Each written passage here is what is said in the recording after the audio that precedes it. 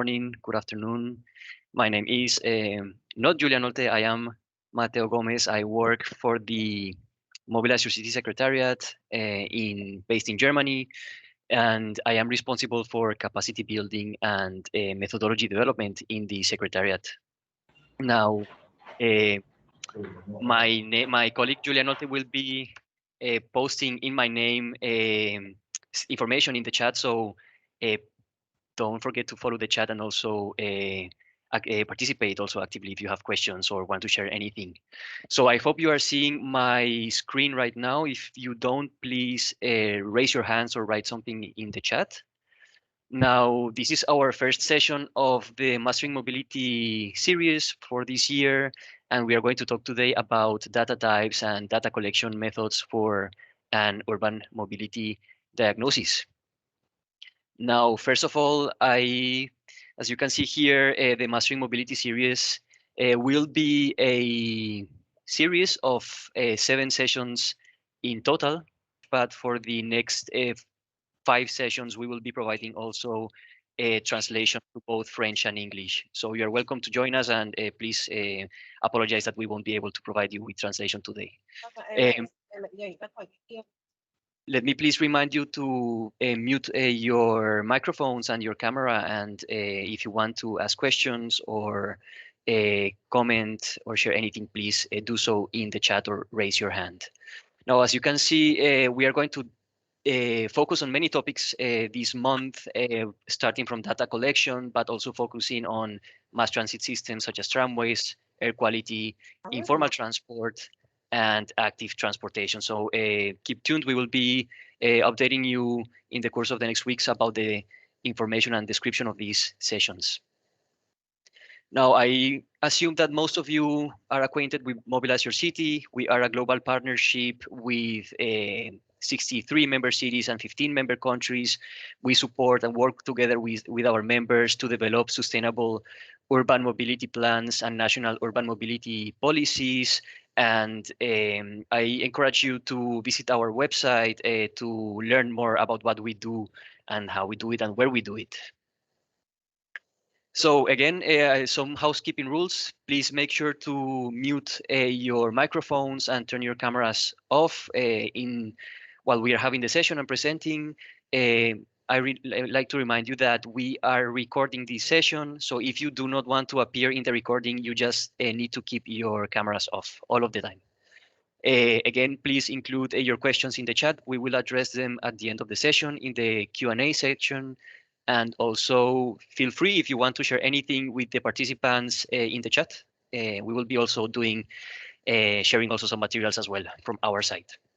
We have made available already the presentations in English and French in the website. If you want to download them right now and follow them in the meanwhile while we present, feel free also to do so as well.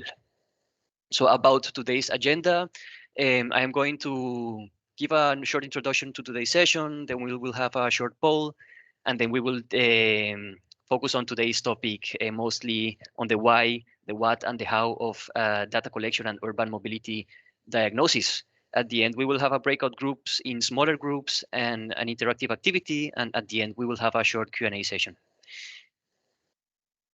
So about today's session, so I'd like to ask to first just let you know why actually we are starting with this topic and why this topic is so important for us from Mobilize Your City, but also from a planning perspective. So I think, all of us know that data collection is important in many different senses. But for us, when we speak about data collection, we are mostly referring to the data collection to do an urban mobility diagnosis, to understand the problems of a city, to gather the data that is needed to be able to make decisions and plan for the right measures. So as you can see in this graphic, this is the sustainable urban mobility planning cycle. And as you can see, there are many steps of which the data collection process is only number 3. It's only one of 12 steps. But as you can see, it is one of the most complex ones. It is one of the most important ones, and also one of the most, let's say, resource intensive ones as well. And I think it is also not an overstatement to say that without urban mobility diagnosis, without the right data and with the right information about the city, you won't be able to identify the right measures and to proceed accordingly in the preparation process. So this is why we would like to start this session focusing on not only why this data collection important, but also how to do this at the city level as well. Yes, Mr. Majdoub, please ask the questions in the chat. You can ask them both in English or French. Our main speaker is also French speaker, but we will answer them in English only. But feel free to also ask the questions in French. So today we are going to discuss about, again, why is it essential to do a data collection throughout the planning process? What are the main types of data that one needs to collect? And also what are the main methodologies to collect this data? Now, today we will have only two presenters today. I will be only facilitating, and Mr. Ferdinand Marterer will be the main presenter. So I want just to let you know that the presentation from today is actually a training that has been already conducted in the city of Medan, Indonesia, in the context of the sustainable urban mobility plan that is being developed in the city currently. And Mr. Ferdinand, who is working from the transport consultancy Aegis, who are supporting the development of this sustainable urban mobility plan in Medan, will be sharing with us this training and also presenting the same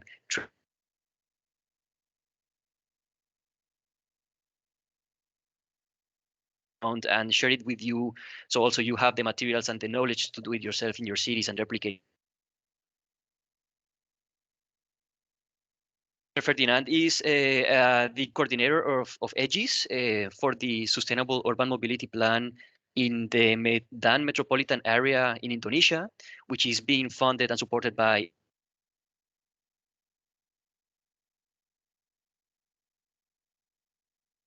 has more than 8 years experience in the transportation sector, and he has worked with various organizations from public and private organizations such as Aegis, ITDP, the French Railways, as well as the United Nations. Now, just a quick poll before we start the session, just to break the ice and to also for you to test the chat. We wanted to ask you today, what transport mode did you use to go to the office? So we are going to put a question in the chat, and you need to select the emoji that that corresponds. I mean, that is the right question for you. I'm sorry that we had to put the the angry face for home office, but that is only for a want of other emojis. For sure, there is a sad face if you use private vehicle, but don't feel deterred to answer that. We will give you the next time the opportunity to take the bus. Yeah, just answer your questions. We see that many people are working from home. That is very nice to see, as well as also taking also different modes of transportation. Now, before you answer, you can keep answering, and I will let Ferdinand take over. Ferdinand, welcome. Thank you so much for being today with us, and feel free to turn on your camera and start your presentation. Thanks a lot, Mateo. Okay, can you hear? Yes, I can hear you perfectly. Okay, perfect. Thanks a lot, Mateo. Good morning to everyone. I'm Ferdinand of Aegis, currently coordinating for the Sustainable Urban Mobility Plan of Medan Metropolitan Area in Indonesia, from where I'm speaking to you today. Thanks a lot to MYC for this.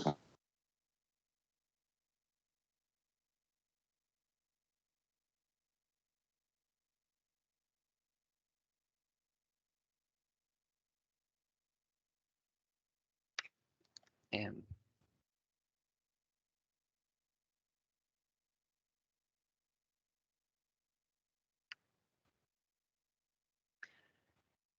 I think we are experiencing a bit of a technical problem right now. Please give us one minute.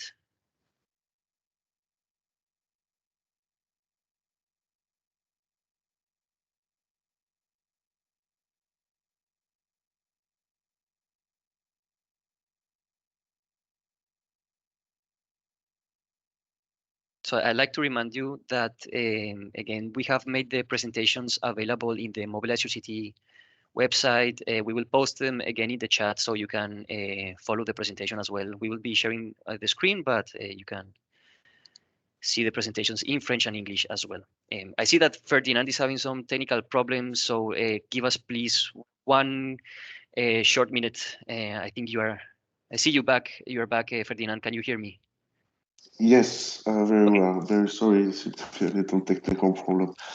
no problem. I don't know where it got. So I'm Ferdinand of Aegis, currently being the project coordinator for the Sustainable Urban Mobility Plan, or SUMP, in Medan, so which is the secondary city of Indonesia, where I'm speaking to you today from.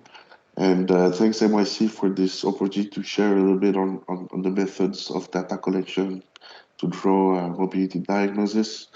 Our presentation today is more or less about the method we have used and that we think are relevant to draw diagnosis on mobility. However, there are thousands and thousands of other methods that can each be adapted to the context of each city.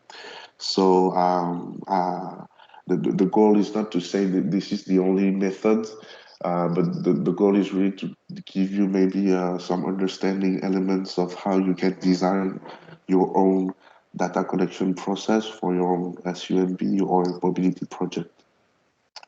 Um, so through these slides and this deck, we talk a little bit about the type of surveys that we can implement depending on the goals, the budgets, the timelines, as well as methods that can be applied in it. Finally, I will give back to you, Matteo, afterwards for the Q&A. Can we go to the next slide, please? Thank you. So why data? First and foremost, data collection is a huge task and activity that requires a lot of resources, as you have mentioned, Matteo. So before diving straight into it, it is really recommended to take some time to assess really the need and why we do it. This time will be as much time saved in errors later on during the process. So it's really important to settle and take some time to really execute a needs analysis. Because without data, you can only make assumptions, and these assumptions are generally biased on the knowledge of the city, which might be accurate or not, but it can have a great impact on the accuracy of the works later on, since, as Matteo mentioned, the data collection is very early in the SUMB process. Wrongful data can have major consequences in all the following steps. Obviously, it has an impact on the decision made and decision making, on the scenarios for mobility development, as well as on the validity of socioeconomic and financial assessment of measures. Data is a key element to transport project planning and assessment, obviously, to proceed to the analysis of the current mobility situation and draw a diagnosis, prepare the scenario for mobility development that we want to assess, as well as to proceed with transport modeling and forecasts for these scenarios. So transport modeling as in the private vehicle, as well as maybe some potential mass transit projects, etc. So data is really the core need of that, and they come in all classification and all types, and the idea is to classify them a little and see what we really need. Next slide, please. So to draw the urban mobility diagnosis, and as you may have conducted in your different vicinities, urban mobility is not just about movements of people, right? It's also about institutional framework, the urban fabric and land use that have resulted in current conditions, as well as the socio-economic data. Well, generally and hopefully, most of the in most of the cases. These public data are available at municipal or regional level, and hence we call it a pre-available or secondary data that does not need extensive surveys. But where we want to really collect prime data or primary data is to analyze the transport offer and the transport demand that exists in your city um, before proposing new measures, right? So in the analysis of the transport demand and in parallel, the analysis of the transportation offer, we can identify the gaps and challenges as to why the current transportation systems could be more sustainable or more successful. And this requires some time to collect the data. Usually, the transportation offer information is available at municipal level uh, because of licensing of operators or of routes or others. But however, it's always interesting to also have a field feedback, an observation from the field to see how these um, licensed routes or services are actually operated. So, for example, in the case of informal transit, like we have in many countries with minibuses, we can't really assess the reality of the fleet size or the capacity of the vehicles through the official documentation, but what we really want to see is the field conditions, and their surveys are always very valuable. And same thing goes with the demand. Um, we always have an idea of which line is more busy, which line has more passengers per day, or which hour. But sometimes we can actually be surprised with the reality of the riderships when we analyze it in detail by conducting field investigations. For example, there are routes that might be over capacity, but we do not realize it because there are not many vehicles. Um, so there, for example, uh, again, field investigations are very valuable. Next slide, please. So again, a little bit, another slide to insist a little bit on the fact that time to sit and really assess what we need is really key in the success of the data collection process before diving deep. So what we've done, for example, here in Medan, is really perform data audit or inventory of what actually exists.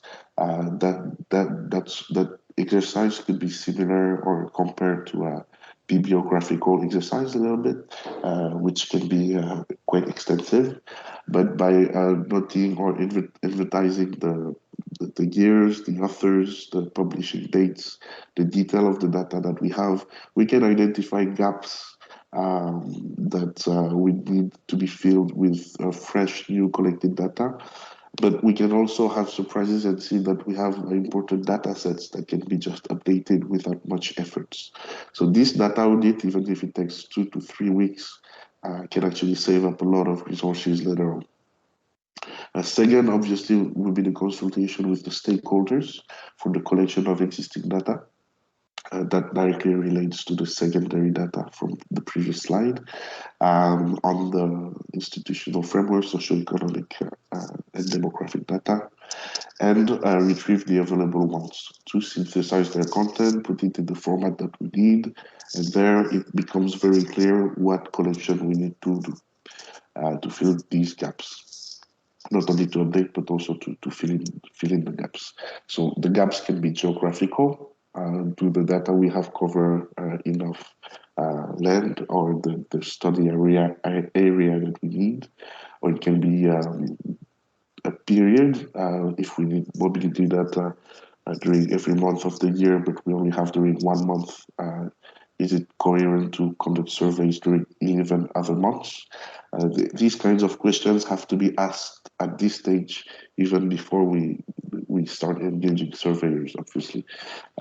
So then you can really optimize your data collection plan and, um, and conduct it efficiently. Can we go to the next slide? The next section basically is a bit about mobility surveys as implemented, meaning what kind of surveys do you want to conduct depending on the information you're trying to get. Uh, in mobility, obviously, what we want to analyze is trips of persons and not of vehicles, which is quite different. And these trips are always defined by why the trip, where, when, and how. We want to identify trip purposes. Are the person going to work, school, or for leisure? As to identify the nature of the trip. The where can be answered with origin and destination, or the when is the time period and travel time, which is important to differentiate, with the time period being the time of travel and the travel time being the time of departure. And also the how, which mode is used, following which pattern or itinerary. So when we answer these four questions, basically, I think we're in a pretty good case um, where comprehensive information is available. But at the end of the day, mobility surveys should allow these and cover, as said earlier, these different facets. So time, space, and even composition to have the optimal data. So the time is really to have a period long enough to of the surveys. Uh, it can be months, weeks, or hours to really cover a significant sample of mobility in order to have averages for a work day, for a working day, for a holiday. And these averages obviously tend to be more solid the more the iterations. The space, so we have to have a clear study area, but I think we'll come back on that later on, and the composition itself of the survey. So what do we analyze? How do we classify the samples, the vehicles, the socioeconomic categories, etc., etc. And by working on these three facets really early on the data collection plan, the data collection process should be quite sound. Next slide, please. So there are four types of main data surveys or investigations that we usually conduct, and in the Medan case, we were lucky enough to conduct all four of them, um, which go from the household survey or household interviews. We have traffic counts, which can be differentiated between classified traffic counts on longitudinal roads or directional counts at junctions. We have surveys by interviews outside, so not in the household, but within public transport or in the roadside, on the roadside for private vehicles. And we have travel time surveys. So I will start by describing a little bit the household survey in the next slide, which is basically the best case and the best investigation you could have. A household survey allows to describe or to get mobility data from one household, meaning several members, several individuals, and inventory the trips and mobility patterns of these members. It provides a wide range of data, so characteristics, socioeconomic data, motorization, how many vehicles do they own, their occupation, their revenues, mobility rates, and also their opinion and stated preference sometimes when we have time. And we can use that for very detailed decision making and modeling, as well as base these data with the actual location where the interview is conducted, meaning that we can have different motorization rates or revenues depending on the geographical area. And these household surveys actually help map that as well, which goes a little bit beyond mobility. So here we have some graphs. We can observe the average number of vehicles per household, the average time of departure during the day, and depending on the purpose as well, is it for work or education, and the different mobility rate or trip rates depending on the motorization, meaning how many trips do we execute per day or per week. Uh, if I have a motorcycle, if I have a car, or if I have none of those, or a bicycle, will it be different? And most of the time, it's very different, as you can observe on the right. Obviously, the ideal case is always to have an OD matrix as well, an origin destination matrix, which maps the different trip patterns. And uh, to seize this information is always very difficult because seizing it without individuals declaring it means tracking people, which is sometimes a little bit sensitive. But here, by interviewing them, they can actually state their origin and destination. For example, by asking them the last trip or routing trips they did this week. And from household surveys alone, you can have pretty comprehensive audit matrices. However, it takes a lot of time and resources and surveyors, but we will come back to that afterwards. On the next slide are a few words about traffic counts. So traffic counts, I think if everyone is familiar to what it is, but what we want to highlight here is really what it allows to measure. Obviously, vehicles and types of vehicles, and wherever possible, especially in cities with a lot of motorcycles, the persons or the riders per vehicles. This is a good information also to have. The trips are observed for all modes, but we don't have the information of the origin and destination. So we have volumes. We have volumes at a certain location, cross sections or junctions. At peak hours, daily or weekly, and we can conduct traffic counts actually 24/7, uh, depending on the resources and modes. However, most of the time it's recommended conducted at peak hour. The counts are generally exhaustive. All vehicles are counted to draw an average annual traffic estimation or hourly, daily, monthly. And this allows combined with audio interviews to redress the data. So we want to use the OD that we collected before from a certain sample to scale up to the actual volumes that we observed on the streets. And we call that the extrapolation or the redressment, so that we can have a real picture of the whole population movements without interviewing the whole population. So in the case of Medan, we have here on the right, we went to the extent, to the most detail possible, since the traffic counts require a lot of resources anyway. So all positions, and we were lucky enough to have the time budget for that, was to might as well go into most detail we can.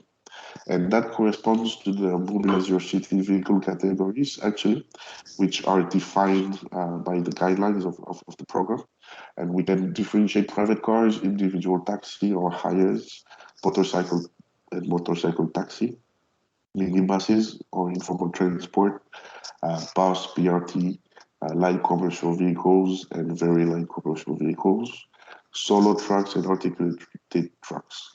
Why does it matter to have these differentiations of vehicles during the data collection? Is that it allows later on to have a finer grain of analysis. So, for example, if we take the estimation of greenhouse gases per type of vehicle, we can differentiate it from here because we have the volumes per type of vehicles. And since each vehicle has different emissions rates, then we can have a finer analysis. So all the works we're conducting here actually has an impact later on in the urban mobility plan. Next slide, please.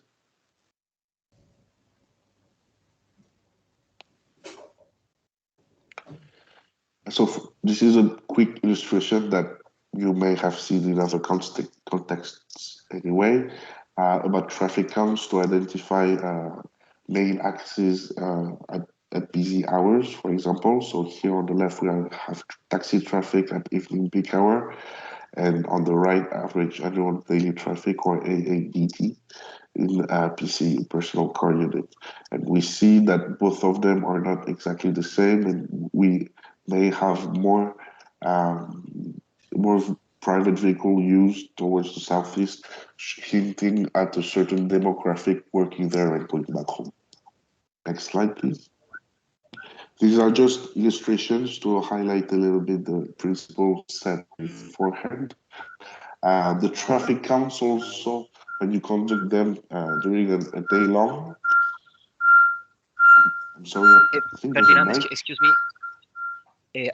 We hear a weird sound, but I think it already stopped. Yeah, go ahead, please. Yeah, It was just, yeah. okay, thanks. So, other illustrations about the league counts that we can make are the hourly traffic for a typical weekday, so we can have the curves of the volumes and how they vary during the hours of the day, so we can identify peak hours for the morning, peak hour for the evening, and sometimes in some instances hyper peaks.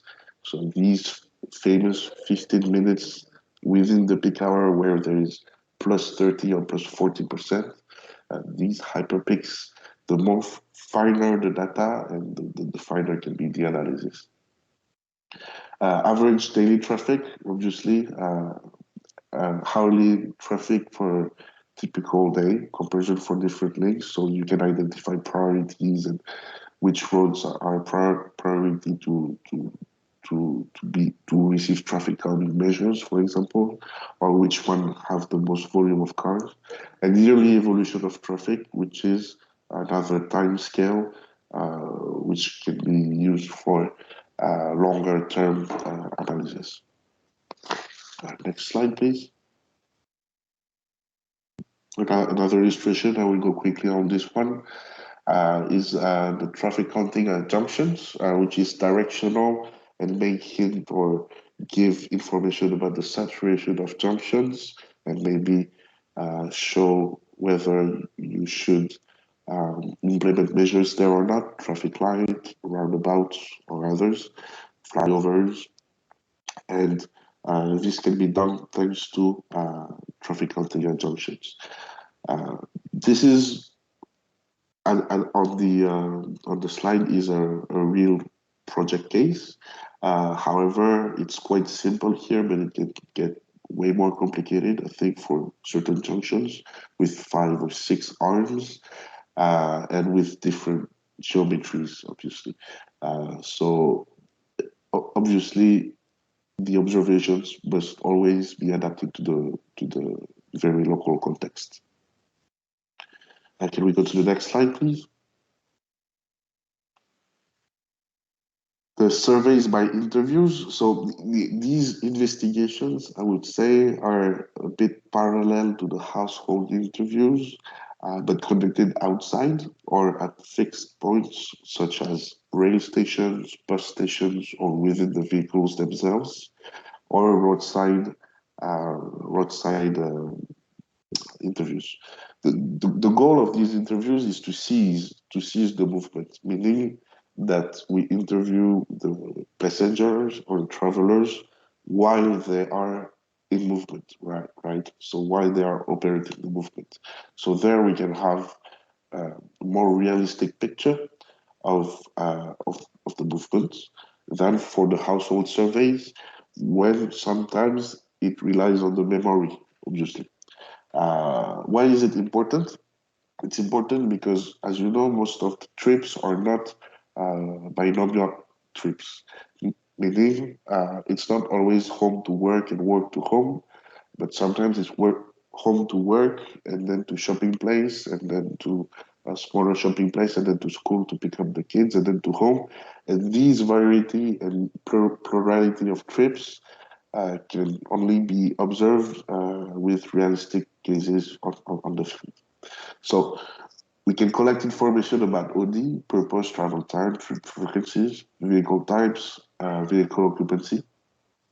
This is very important, especially for roadside interviews where we interview the driver and we can observe the number of passengers in the car, which is not possible in traffic counts because a lot of cars flow by. Access and ingress mode. So how did the person access a certain public transport mode, for example? And was it difficult? Do we need to enhance intermodality? And also information related to the transport mode itself. So it's necessary to intercept these passengers to get their opinion. Next slide, please. So from there, as I said, the pinpoints are usually more located and more recorded. And that's where the example you can see on the left of the screen here, where we have post number 1, number 2, number 3, and we can count where do the people come from. So we can map that. So we can break down the origin per interview location. And the occupancy rate per vehicle can also be observed for motorbikes, three-wheelers, cars, or any type of vehicle you might observe. Here, it's a bit like the traffic counts. The finer the details of the types of vehicle you are observing for the occupancy rate, and the finer the analysis you can have later on. So, for example, these are standard numbers: 1.3 passengers in average per motorbike. Uh, and then maybe we can assess, we could go a step further. What type of motorbike is it? How many cylinders? What kind of fuel is used, etc., etc. And then you can conduct final analysis depending on your need. But this is again only possible by stopping the passenger during his movement and asking questions. And it's not always doable by counting directly in the street because cars of the windows of the cars are closed. There are too many vehicles at once, so it's really hard to appreciate. So we need to stop for a little. Next slide, please.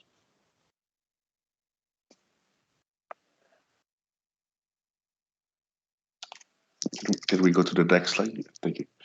Other examples. So can we go to the previous slide? Thank you.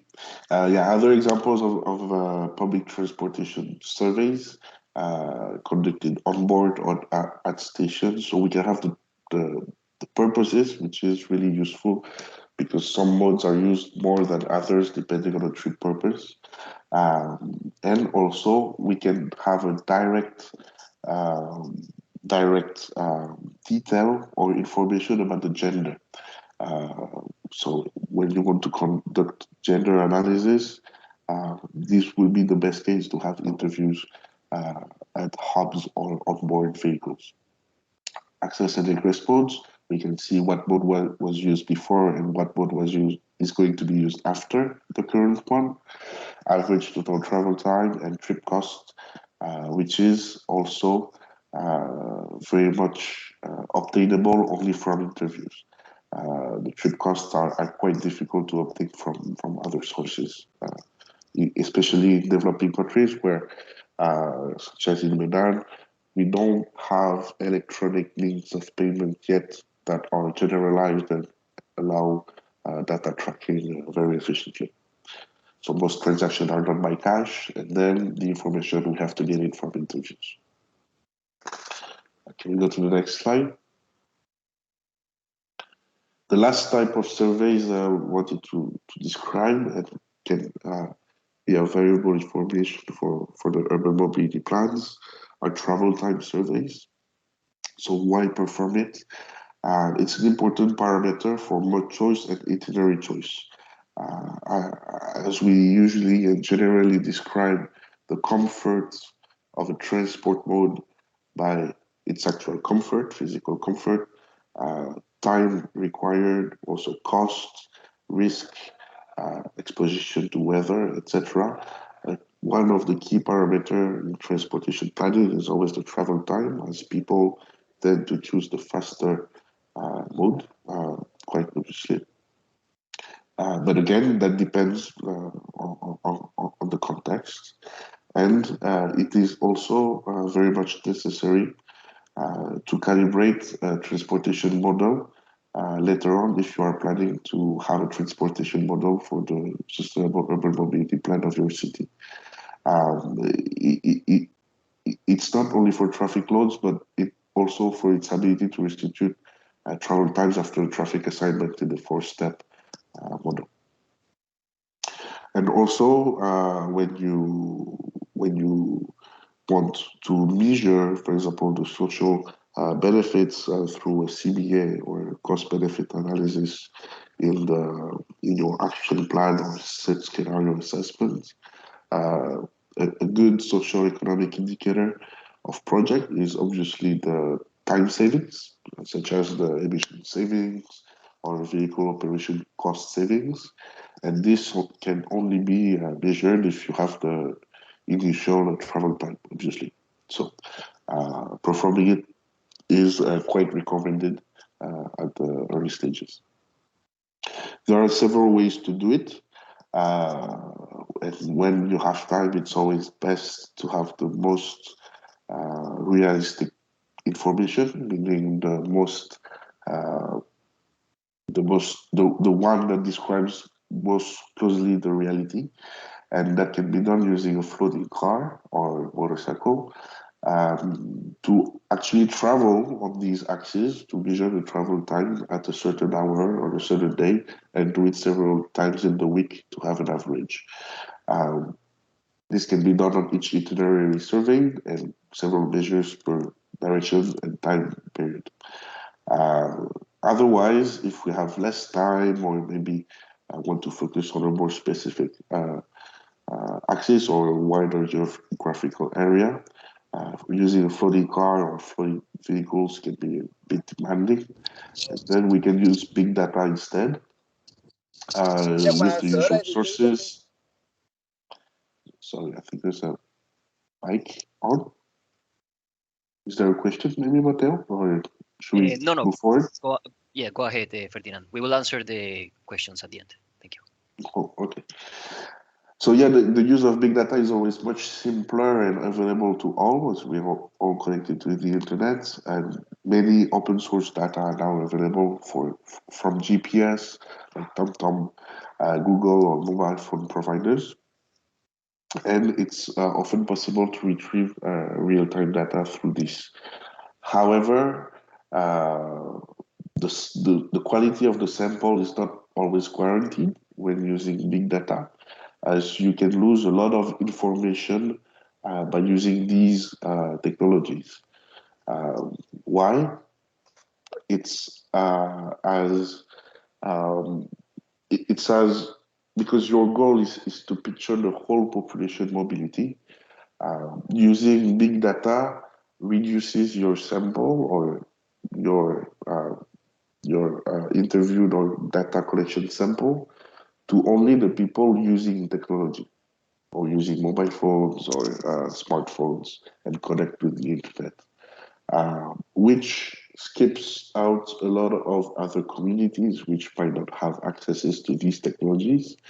And thus, such samples must be handled very carefully and more often than not must be retreated in order to really draw a realistic picture of what happens in large scale, including all communities. I can come back on that one for the Medan case later on. And next slide, please. Travel time survey. So obviously, it's quite straightforward, and we can analyze the travel time needed depending on the hour of the day, depending on congestion, depending on the geography, etc. Identify most congested axes and priority axes to work on. Next slide.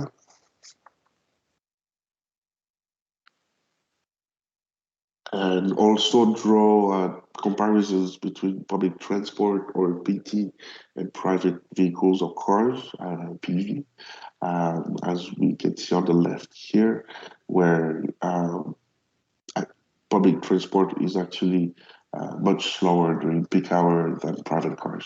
So then again, we come back again to the breakdown of the types of vehicles which must be defined early on, and then the different analysis can reflect these final grade. On the right here is an example also of the use of Google data for congestion analysis at peak hour in the evening. This is in Kurunegala in Sri Lanka, where we see most congested access. So these can be reliable in the worst case. For example, if congestion is indicated, then it probably means there is congestion. But where it is risky to use this data is on the actual green axis, where no congestion is indicated, but it might actually be because no congestion is measured there, meaning that the users using these axes do not use Google data or Google equipment or technologies and so on. So we must really be careful about the information that we get from these big data providers. Next slide, please. This slide is a quick brief on the roadside interviews and screen lines to end this section. Roadside interviews or interviews for private vehicles, as stated in the fourth component before, really have a function and should be I think optimized for each context, but can really bring you insights on the movements within and outside a certain area. So you can complement household surveys to complete a NODI matrix. When you do a screen line around the study area to intercept exchange and transit traffic with OD excluded from the study area. So you can have trips with external origins or destinations. And obviously, this process, RSI, the roadside interview, is a bit costly because you have to intercept cars, maybe mobilize the authorities or the traffic police to push cars to stop on the side of the road. And thus, the number of locations are limited. So we want to focus on the main axis and look at the possible relations cut by the survey line. So if we have a survey line that follows the study area boundaries and a lot of junction traffic counts near these lines, it might not be worth it to recomplement it with a roadside interview. But where we have important entrance, then obviously we want to have one. Now, the combination of roadside interview plus household surveys is the best case. And obviously, the best case is the combination of all these investigations rather than just picking one and hoping to be able to do all analysis with just one data set. Next slide, please. So the next part is about the methods of data collection. We talked a little bit about the types of surveys. Now it's a bit more detailed. We get to the next slide. So this first slide can actually correlate to the first slide of the previous section in a bit more detail. Here we list the steps to design a survey plan and program the implementation of a survey plan. So basically what we want to do is define our survey area in relation with the study area. If our sustainable urban mobility plan is going to focus on one urban covered area beyond administrative boundaries, for example, we really want to have information about this whole area with samples of all inhabitants from each district of the area. So most of the cases have the same survey and study areas. However, because of time constraints or budget constraints, maybe we can sometimes reduce that survey area within the study area and only pick uh, pilots or selected districts to draw a later bigger picture. Then we want to define the survey plan depending on the project goal. This is data after the data audit, available time and budget. Prepare the forms for each type of survey. Uh, Set up the logistic for the survey campaign. So communications, do we need authorizations? What kind of equipment do we need? And these points 3, 4, and 5 with hiring and training surveyors uh, kind of seem anecdotic or common sense, but are really critical, in our opinion, for the success of the data campaign, since any problem that runs during the implementation of the data collection usually leads back to these 3 points that were not properly executed. So if and even during data consolidation, if we realize we have a field that is not exploitable and we missed on the data, it usually leads back to point 3 where the forms were not properly prepared. So we will really want to take time here because again, all the time you spend on these upstream and preparation points is all the time saved and quality gained during the implementation. Obviously, you want to hire and train surveyors because it's not a random activity. Surveyors will be in contact of people, will reflect your organization, and some messages must be respected and conveyed. And obviously, image has to be very good and professional. And in that sense, they must be hired and trained a bit with a standardized methods and attitude. And very important also is point 6 to have a pilot survey. So usually after we hire all the surveyors and we have started to spend money to set up everything, we really want to kick off the campaign because we think I only have a month and we must go very fast. So let's keep the pilot surveys. But the pilot survey by itself of 1 day, 2 days, and sometimes even a week can really help identify where do we have problems. Do we have problems to input the data afterwards once the surveyors have brought it to the office? Or do we have problems with the equipment? Are the cameras working for the traffic counting? Do we have enough batteries? Are people asking more authorizations or stronger authorizations? And all these little details can only be identified with a pilot survey. So same thing as before, it takes more time, a bit more resources, but at the end of the day, it only creates more quality afterwards. So once we've done point 6, we often go back to point 3 and do some iterations until we're satisfied with the survey itself and the methods. And then we implement the main one with adequate monitoring, if possible, real-time monitoring to ensure that every day the pace is the same, especially for household survey. We want to have a good pace per day. And as you know, a very long process as well is to clean, control, and process the data collected, which is only easier with the right forms if prepared well beforehand. Here there is a link to the modeling, but before the modeling, there are a bit more steps before that.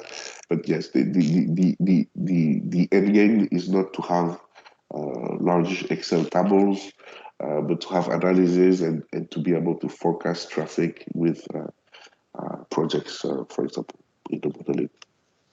Next slide, please. So a bit of methodology bits for each survey previously described. So there are 4: the household traffic counts, interviews, and the last one we see. But so these couple of slides are a bit about the methodology for the household surveys themselves, what kind of data you can have, and to which degree of detail you want to go. So there are different ways to implement a household survey.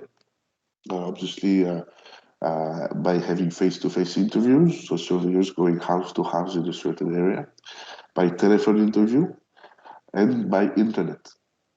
Now, the first one is the one bringing the most quality, face-to-face interview. And internet, the last one, is the one being the easiest to implement, but not the best quality. Why? Because again, in your Zoom post to the area, you want to analyze all communities and really have a sample selection that is as much as possible random to depict the real situations. And when using internet, it means that you are only reaching part of the population that has access to internet on a daily basis and that checks it and that takes the time to answer. Now, doing this is very easy to send thousands of emails, but it has also a very low return rate. And when uh, even when you have returns, then sometimes people just check boxes to go fast. So you don't really have a quality responses. Telephone interviews are better, obviously, but then again, that assumes that you have a list of numbers with names to do telephone interviews. And that itself uh, can be obtained, but from particular sources that sometimes you have to pay for, and sometimes it's also only part of the population. So if you address to a cellular telecommunication provider and demand the list of names and numbers, you will reduce your sample only to the users of that particular cellular provider. So that must be taken into account. But now face-to-face interviews is much more random and better because you have time to explain the questions and make sure the answers are correct or accurate. The questions are understood and can be repeated and explained. Takes more time, but again, more time is more quality. So that's a bit pros and cons of each method. And in the questionnaires themselves, the household surveys are usually made of four forms. So the household form, which has questions about the household itself, general questions. The individual form, which is asked or answered by each individual in the household. So if you have 4 or 5 persons living in the households, then you want to have 4 individual forms, but you will only have one household form. The trip form, same thing, per household member for trips, and the opinion form per household member. There is a little subtlety here, is that we really talk about household member. We don't talk about family members, uh, because obviously you can have household members that are not tied by family links. And it's really important to identify the household as a living place and not a building by itself. It's really the living place of the person. Why can it be a little bit ambiguous? Because in student areas, for example, where you have buildings with a lot of student rooms, well, one student room is actually one household, right? And in other areas where we can have large houses, then one house is one household as well. Even if there is maybe a driver, a helper that lives there, then these support staff is also a household member because they live there. And next slide, please. So first, the household form contains information about housing. So how many people permanently live in this household? since how long, what type of settlement is it, how many vehicles do you have, that will be the household motorization, and the household income, meaning on a uh, totally monthly and considering all members, what will be the income of the household. Why is this here? Is it's because this question, when placed for the household and with the consideration of all members, is usually better answered than when asked for a single individual, where we can have a bit of sensitivity or confidentiality. But when we consider a group, it's often easier to get this information, and it can be used very efficiently also later on by dividing by the number of members and average values. Next slide, please. The individual form is a bit more detailed about the household composition, obviously, the individual characteristics, so age, gender, education, main occupation, vehicle availability, trip rates, and it's really important to have this individual form per individual household member. Why? Because it can vary from 0 to 100 between two members. For example, if we have young age children, if we have working class parents, and if we have seniors living under the same roof, then the mobility uh, habits and characteristics can be very much different between all these members, although they are in one household. So each of the individual will reflect part of a population that is different as well, different segment of age, different segment of education, etc. Next slide, please. The third form is the trip form, and the goal of this form is to collect information about the trips made to constitute the OT matrix later on. So we collect all trips during a designated day, for example, the day prior to the survey or the day that will be described as routine by the individual. And the trip form are organized as global round trips. So for each trip, we want the destination, taking into account that the starting point of the day is home, the purpose, and the transport mode. Now, wherever possible, we want to have more information about start time, arrival time, and expenses.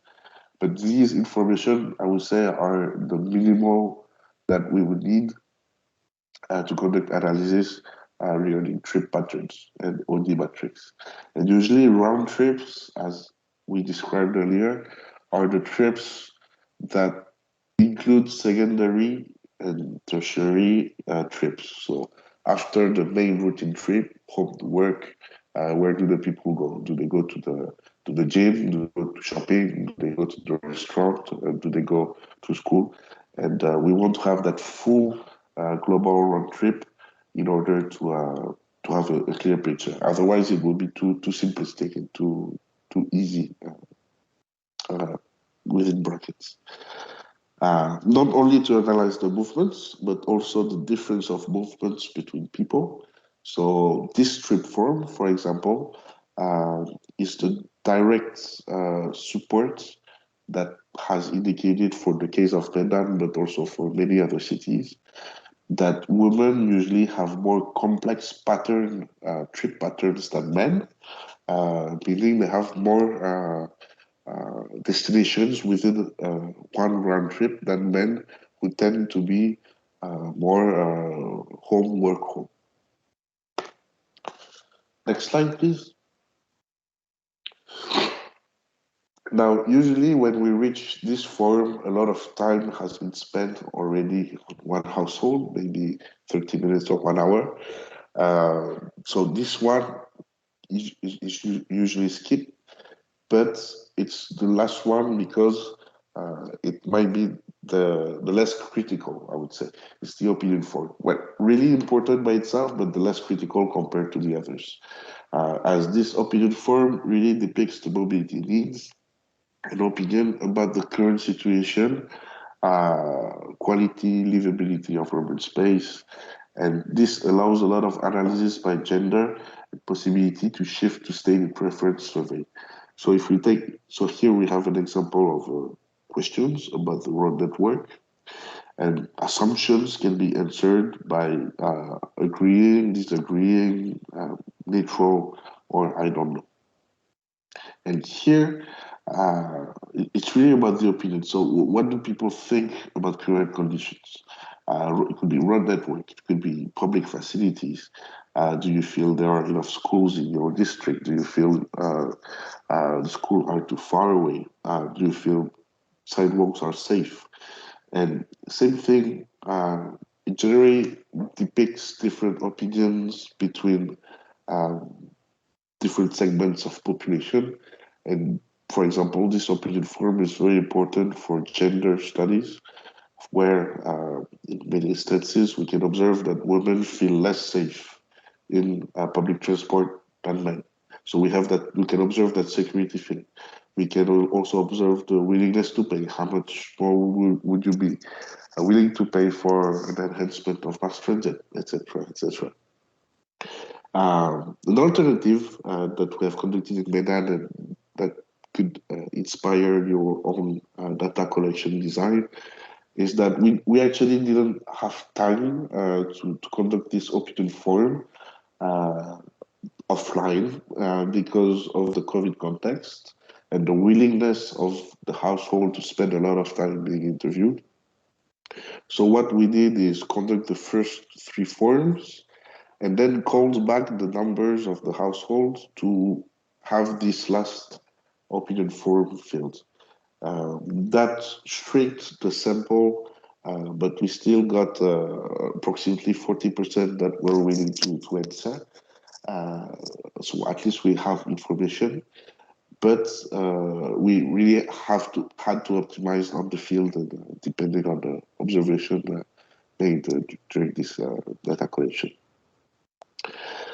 So that's about the household survey methodology, which basically should be designed by your own questions and feel of what you want to observe, even if sometimes questions can be a bit basic and common sense. We can be surprised by the actual results when, of course, the investigations or surveys are conducted seriously and that the answers are correct. We can jump to the next slide where we talk about traffic counting methods, which is, in a sense, very different. But here on this slide, basically, we wanted to list a little bit the different methods you can use to conduct traffic counts on longitudinal or straight roads. So that means excluding the junctions, right? Excluding intersections. And we did a little bit of evaluation of each method depending on the need. So we have different needs, so vehicle classification, ease of implementation, data management, how easy it is to handle the data once collected, time period needed and data accuracy, and of course the cost, which is very important, depending on different methods. So when we the best case obviously would be to have surveyors, manual surveyors, because of the human capacity to distinguish different types of vehicles, meaning all types are possible to measure. And then the implementation is then really about the resources or the number of surveyors you want to hire and mobilize. And same thing was for the data management, where it can be a little bit more demanding in terms of efforts because surveyors input data manually, and then that takes a lot of time to manage and check. Time period is rather limited with surveyors because obviously you want to stay within reasonable working hours. and periods, and that's limited. So we can't have continuous 24 hours data by using manual surveys.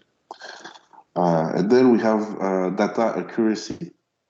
Uh, Aside from the human error factor, obviously, data accuracy is usually very high thanks to the level of detail you can ask your surveyors to have.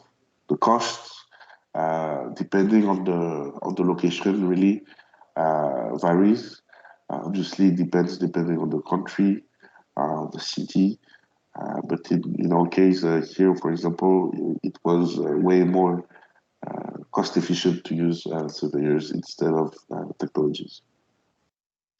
We have another technology, which is the temporary pneumatic tubes, which is really strong in terms of automatic processing and covers a large period of time. It's relatively cheap because it's a simple technology, but it doesn't have a lot of detail about the traffic we are measuring and observing because it only detects the passage of light and heavy vehicles.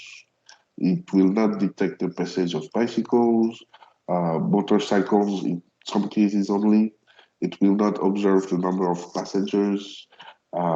So the implementation is really quick and fast and cheap, but can only fulfill certain needs of data and not all of them. Cameras and drones are also very much used and often combined with surveillance. All types of vehicles are measurable, and implementation depends on local regulation, but most of the time, when the data collection process is public, then there shouldn't be much problem using them.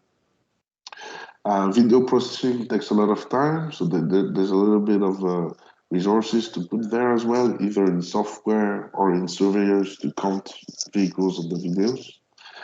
And it does not allow 24/7 data collection except for CCTV, but then the data processing is even longer. The accuracy is usually very good because you can observe and go back uh, and replay better when, for instance, you are using surveyors to count on the video. But other than that, there are now softwares that automatically detect types of vehicles depending on their size, plates, etc. So that's good technology available out there now, but it has a certain cost, obviously. Now we have two other methods which are specific automatic devices for pedestrian cycles that you can see on the right. Uh, in nature and in function, it's a bit similar to pneumatic tubes. It's very specific to certain vehicles and really easy to handle the data, but not really precise in terms of vehicle breakdown. And permanent counting stations it will be the same. It only detects certain types of vehicles, and there's no human critical understanding or interpretation that allows more detail to it. So it requires a lot of costs also, depending on when you are. Uh, but overall, the more technological the data, the easier the data handling, but the lesser, I would say, the finer grain of detail that you can extract from that. Next slide, please. And then I think we won't have many slides left. We also have different methods of counts for junction counts, which are usually recommended for data collection. Same thing manually with surveyors with direct counts of movements or recording plates and processing the data, or automatic counts with software drones, but we have the same constraints as before with a lesser detailed degree. Uh, from the experience that we had in several cities and for the case of the Sustainable Urban Mobility Plan of Medan in Indonesia, we always found that the best reliable method with an error of less than 2 or 2.5% is usually by combining cameras, so meaning having surveyors on the field who will record the traffic during 1, 2, and sometimes 20 hours, and then having other teams in the office who will count the vehicles on the videos. And then we can fast track the videos with the right software.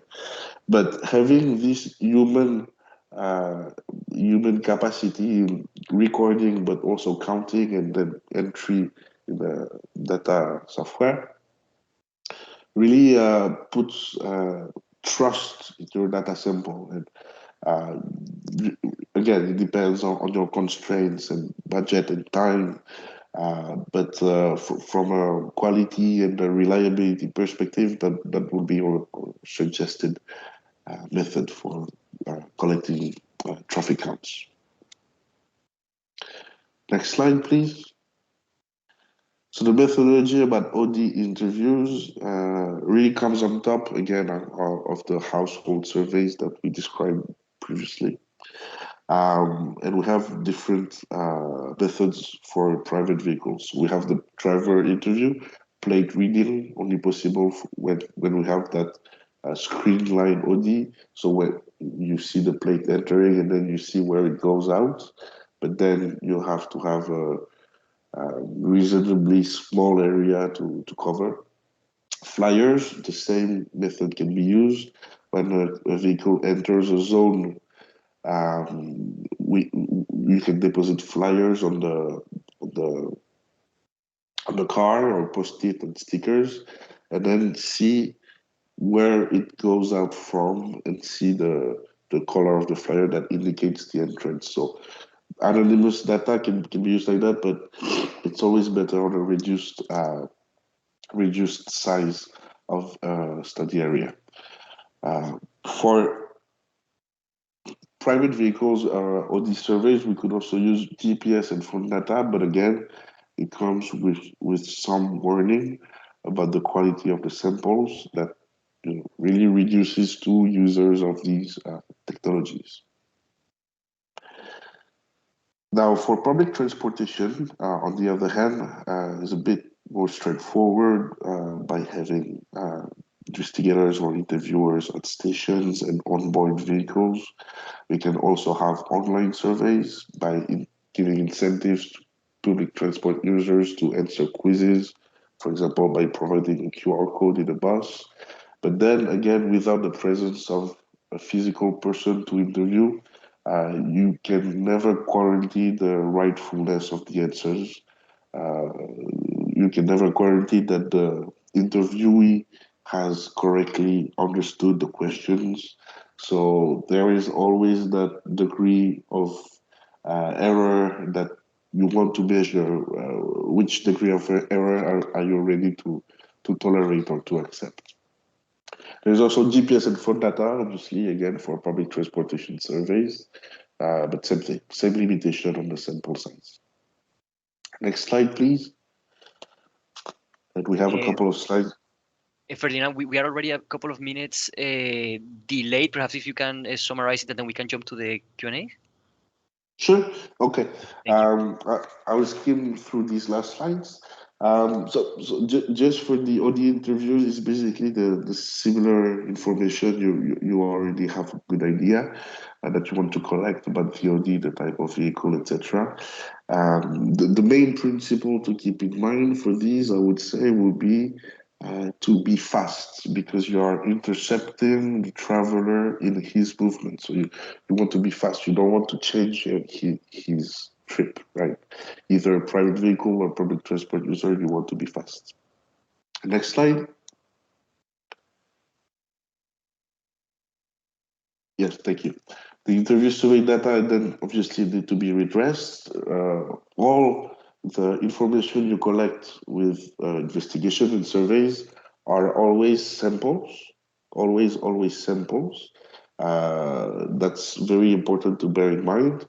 And all these samples must be extrapolated to reflect the number of inhabitants of the area you are studying, and that must be done carefully thanks to the traffic volumes, thanks to the inhabitant or population information that you have. But basically, it's very important to keep in mind that the data collection you do is not the final step of the process. It's actually only the beginning, and that the retracement must be done carefully behind. Next slide, please.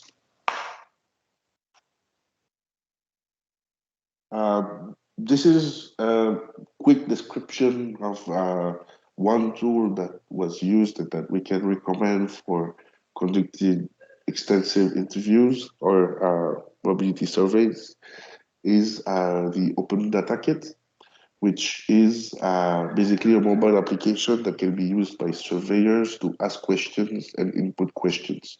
Why is it good? Because it avoids writing answers on a piece of paper that there is error, it's dirty, and so all this live data is way simpler to input.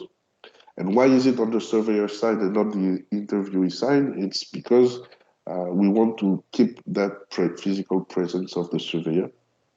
And the second point where it's good is that you gather the data in real time in the back office on the computer. You gather all the data collected by hour, per minute, per day, and you track the progress per day, per week for the household surveys, for example. You track the progress per surveyor, per team, and then you can really enhance the performance of your data collection activity there. It saves a lot of money and resources too. All the time that would have been used to input the data manually to the computer is saved. And in our case, and that must be the same for a lot of cities receiving SUMs. In our case, it saved us about 6,000 working hours in terms of surveyors, which is quite considerable in the 12-month project. Last but not least, the, by monitoring in real time, so you know everything you can measure is easier to control once measured, and once you measure that performance, it's really easier to adapt the data collection plan depending on the disruptions of force majeure during the surveys. So because the ideal case does not exist, sometimes there will be a day where it rains a lot, so it's not possible to do household interviews. And then you can really see and track the progress on other types of interviews, for example, onboard train interviews. Okay, so it rains today, let's focus on this one instead, etc., etc. So all these specificities you want to keep and you want to track because it's valuable, and tools such as the Open Data Kit allows you to do that. There are many others. We are not sponsored by this one, which we invite you to explore. But these really provide a great value in your activities. Next slide, please. I think we can skip this one actually to the last one, which summarizes the risks to data collection that you can encounter during your activities. So obviously, it's quite common sense, but it's really important to bear in mind that you need flexibility to adapt right to the field conditions, and you cannot go without ignoring the risks and just using a fixed amount of time for data collection. So for example, for bad weather conditions, you must be ready to postpone or delay part of the survey. With the COVID pandemic, it was quite difficult to have respondents being willing to answer our interviews. So we had to train the surveyors to really have methods in order to create that will to share. But also we used incentives to answer. So because monetary incentives were forbidden, a positive impact was, for example, to give out hand sanitizer and face masks to the household respondents. Survey execution, so obviously there are risks of security because surveyors usually carry equipment that can be of some value. So in certain areas of a city, it can be dangerous. And surveyors must be trained, obviously, to be able to react in time and adaptably to the situation.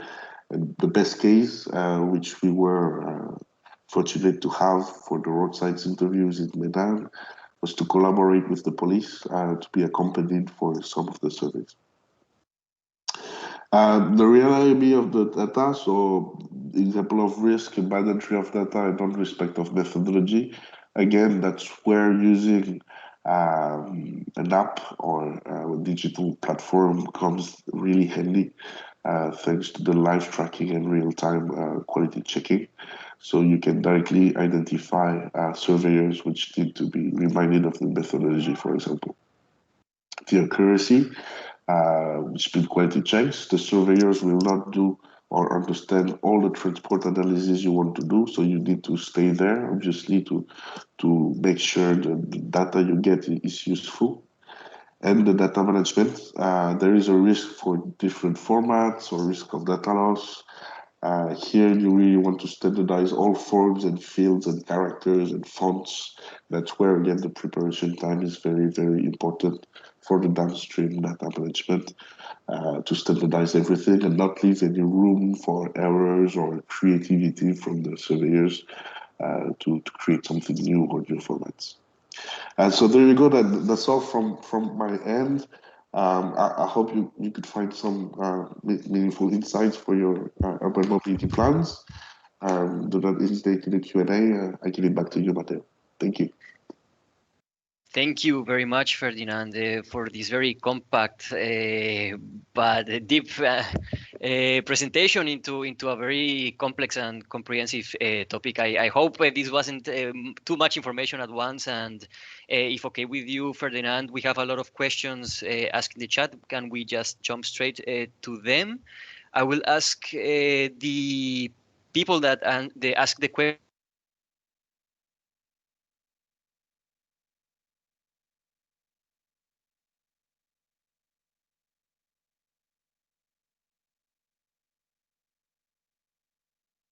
Sorry, I think I lost you, Mateo. I am sorry, I had to, my computer just crashed suddenly, but it's a good thing that I have my second computer here. So I would like to ask the participants to please raise your questions and raise your hands and ask yourself the question. Perhaps we want to start with Sasank. I would like also to ask you to please keep it short to ask 2 questions.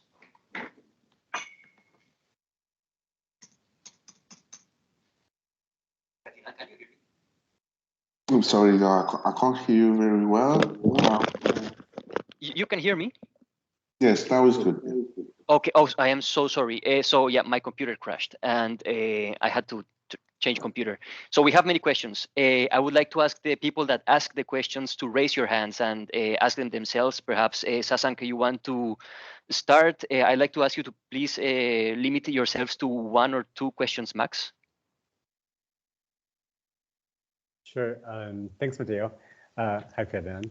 I was wondering about the cost of the surveys that you mentioned. Do you have like a rough estimate of what the cost would be for the 4 different types of surveys that you mentioned? And if cities had to prioritize, would you just do each of the surveys but in a smaller, more condensed form, or would you do a subset of those surveys?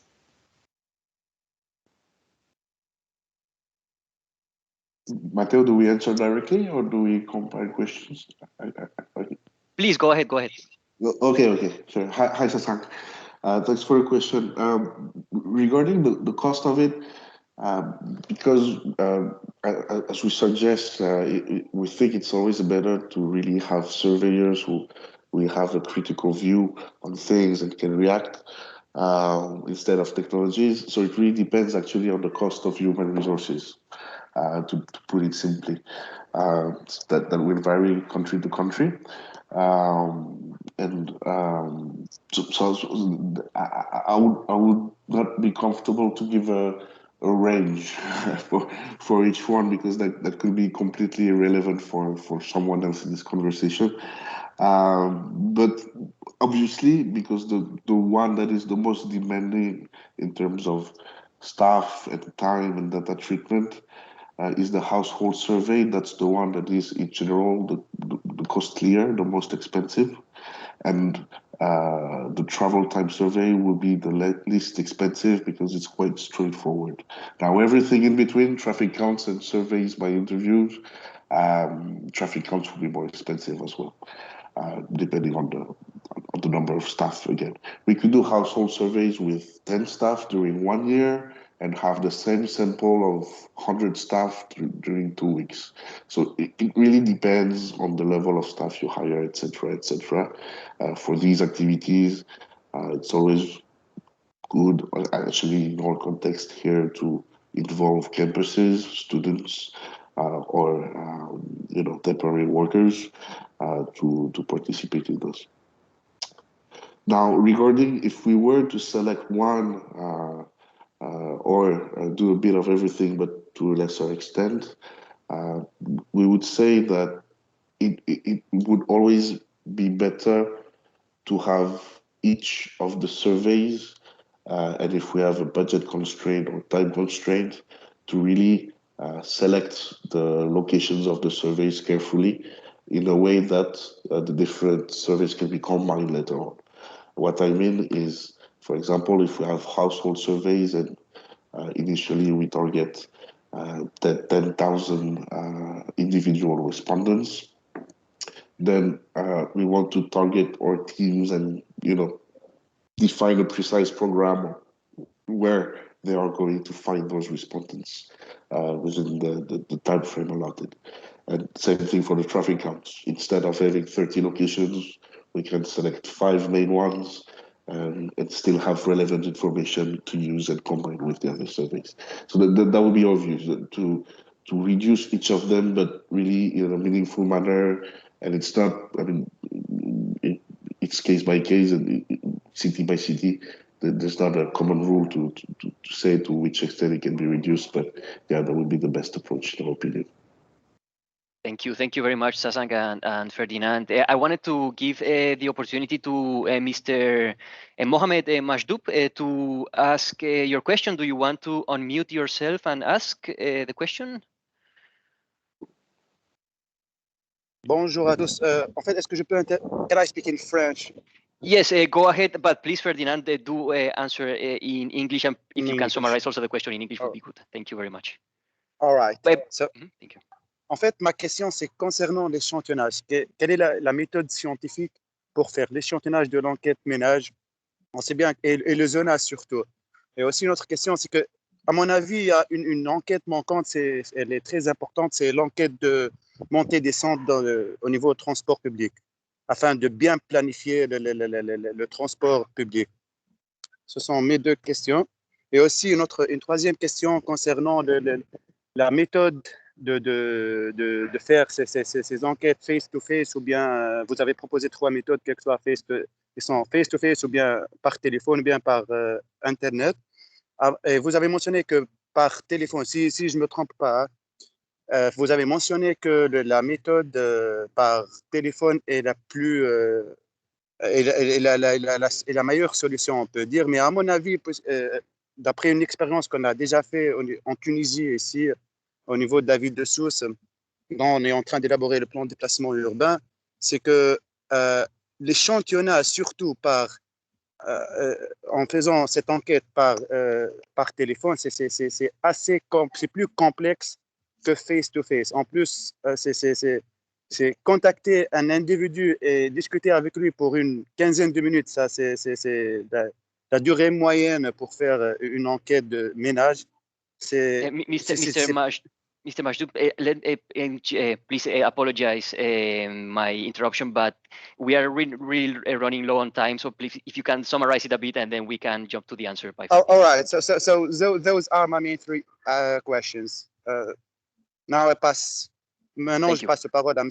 Martyr to reply to me.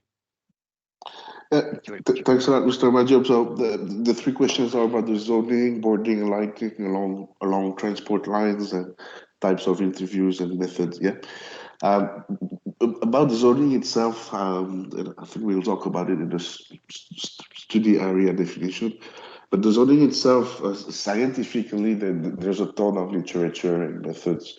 But what we want to do is having zones that have more or less the same number of inhabitants and the same similar density. So meaning as little variations as possible, because these same zones for the sampling will be used also for the audit and modeling. Now, there is a ton of papers on that. For example, here we were quite satisfied by having 75 households per zone, knowing that most of the zones had between 7 to 10,000 households, right? So that's close to 1 or 2% of the households. Now, for Medan, we had interviewed in total 14,000 plus households and 45,000 individuals. And those are great numbers that allowed us to have reliable data. But it's not always the case. We don't always have as much time as we did. So at the end of the day, is there a threshold, a bottom threshold? Yes. But if you have time, I think you should do as much as you can.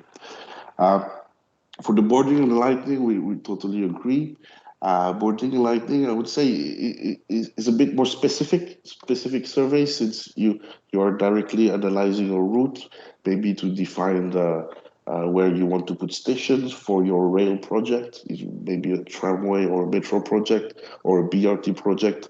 You want to see where do people currently go off and come on the buses, for example. So that's where you want to have the boarding and lightning.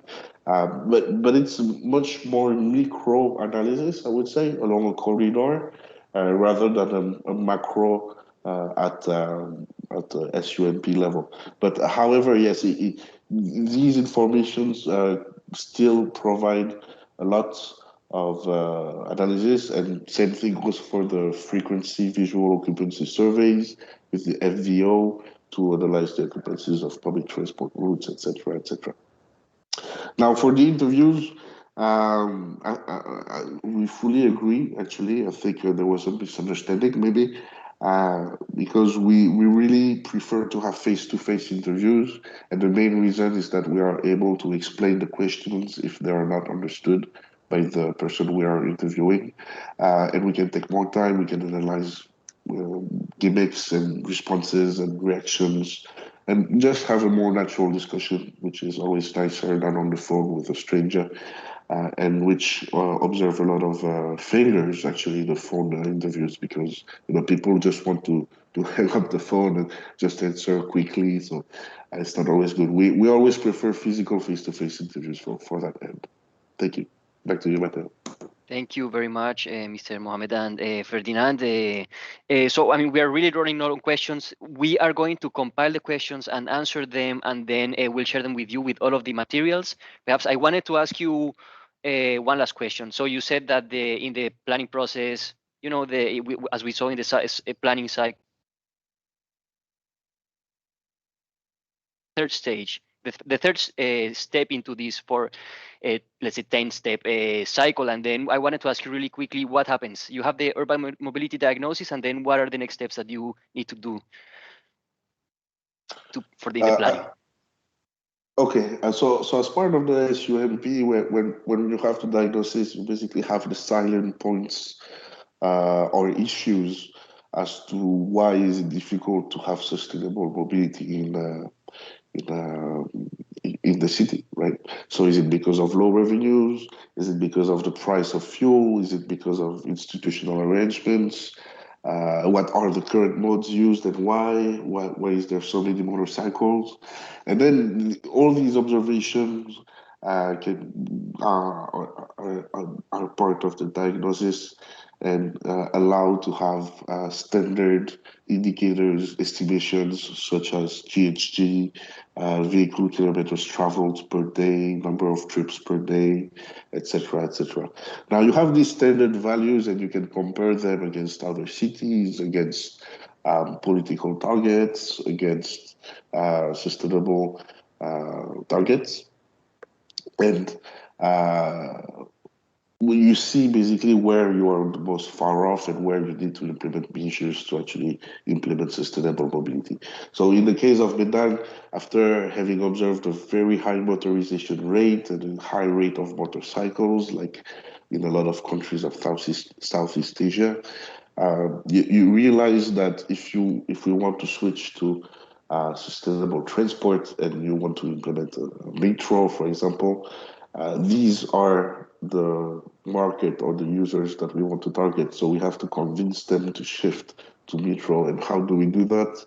By being cheaper than using a motorcycle, by being safer, by providing a lot of benefits, and that's all taken into account into the scenarios we are building. So these measures or projects, and then detailing it into an action plan.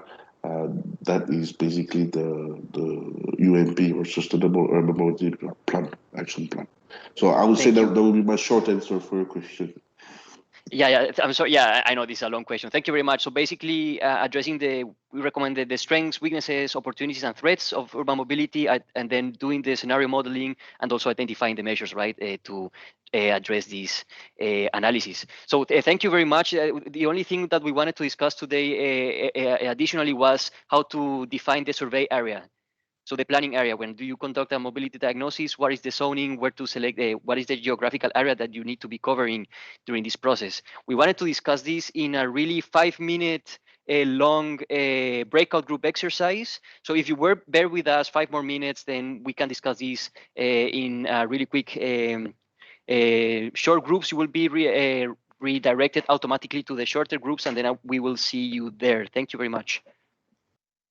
I'm sorry, we are back on the session. So we really hadn't that much time left to discuss this. I'm really sorry, but I hope you had the time to discuss this a bit nonetheless. So I wanted to ask perhaps Ferdinand, are you still with us?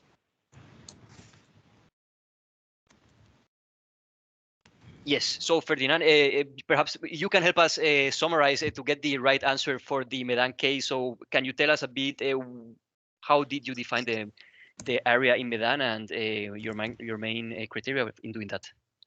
Sure. Yeah. So we had a very useful illustration on our group, where we have the administrative area and the actual urban area that was used for the study. And an interesting step is always to have, as you said, some fresh eyes of someone who doesn't know the city to look at the satellite image first and see built settlements, residences, workplaces, industries, to observe a city without borders, and that usually does not correspond to the administrative borders. So that's where it becomes a bit insenseful or without sense to use administrative borders to conduct mobility studies. And then the following step would be to simply to analyze where people live and work. So you want to select built environments and dense areas of population. And once you've done that, you will probably have some empty spots or virgin land, greenfield land, basically. Sometimes in the middle of two poles, for example. And that's the step where you should look at the plans for future projects that are usually available at municipal or regional level. And by projects, I mean planned important developments such as commercial areas or industrial areas, business districts or whatever. And these obviously should be included in your study area because you want to plan mobility for long term. So these 3 general steps, I would say, make sense. And then in the zonation itself, it's a lot about numbers and how many inhabitants you have. But at the end of the day, the zoning is always good and helpful to follow the existing district zoning, as it also helps stakeholders, familiarize with the study area and understand where we are conducting the analysis. And usually, most of the times, the districts are quite homogeneous between them. So We can talk about arrondissement, for example, or districts in many big cities. And that's usually can be used for building the zones themselves. I hope that was clear. Yeah, very clear. Thank you very much, and thank you again for this great presentation. Thank you everyone for bearing with us 10 more minutes than planned. We will be providing certification to participation. If you like to receive this certification, we will send you the materials with the Q&As and a quiz and a short feedback for you to review us, for us to improve. So very welcome your contributions to that. And please don't forget to register to the other sessions. Thank you very much. And we will see you next week on the study of the ex post impact of the Moroccan tramways. Thank you very much.